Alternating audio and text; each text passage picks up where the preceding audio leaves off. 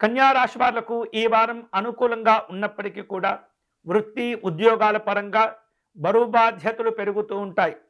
ఈ హోదాలు పెరగడం ద్వారా కొంత ఒత్తిడి కూడా పెరుగుతుంది. పనులు అప్పుడప్పుడు ఆలస్యమవుతూ ఉంటాయి. హోదాలు పెరిగినప్పుడు గౌరవాలు పెరగడం, ఆ గౌరవాల వలన అనేకమైనటువంటి పనులు చేపట్టవలసి రావటం అప్పుడప్పుడు భారంగా పరిణమిస్తూ ఉంటుంది. కొన్ని అంశాల్లో ఈ వారం మీకు సానుకూలమైనటువంటి పరిణామాలు చోటు చేసుకోబోతున్నాయి. ఏ ప్రయత్నం తలపెట్టినప్పటికీ మీలో ఉన్నటువంటి శ్రద్ధ, మీలో ఉన్నటువంటి పట్టుదల విశేషమైనటువంటి లాభాలకు దారితీసేటటువంటి విధంగా మీ యొక్క కార్యక్రమాలు ప్రయత్నాలు ఉండబోతున్నాయి. ఈ వారం అనుకోకుండా కుటుంబ పరంగా ఎదుర్కొంటున్నటువంటి కొన్ని రకాల సమస్యలకు పరిష్కారాలు కూడా లభిస్తూ ఉంటాయి. బంధువులను కలుసుకుంటారు. శుభ కార్యక్రమాల్లో పాల్గొనే అవకాశాలు ఉన్నాయి. కుటుంబ పరంగా దగ్గర వ్యక్తులకు, కుటుంబ సభ్యులకు వివాహాది సంబంధాలు కుదిరే అవకాశాలు అధికంగా ఉన్నాయి.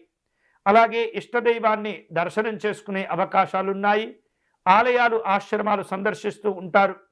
కీలకమైనటువంటి అంశాల్లో కుటుంబ సభ్యులతో కలిసి చర్చించి కొన్ని ముఖ్యమైనటువంటి నిర్ణయాలు కూడా ఈ వారం తీసుకునేటటువంటి అవకాశాలు ఉన్నాయి. వ్యాపార లాభాలు పెరుగుతూ ఉంటాయి. ఆరోగ్య విషయాల్లో అనుకూలంగానే ఉంటుంది. ఈ వారం కన్యారాశి వారు ప్రయాణాల విషయంలో తప్పనిసరిగా జాగ్రత్తలు తీసుకోవాలి. అనుకున్నటువంటి లక్ష్యాలకు చేరుకోగలుగుతారు.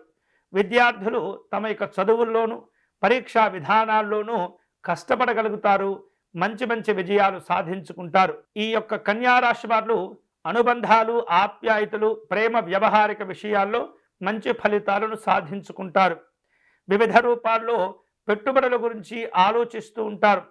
సంఘంలో ఉన్నటువంటి ప్రముఖులను కలుసుకునే ప్రయత్నాలు కూడా జరుగుతూ ఉంటాయి.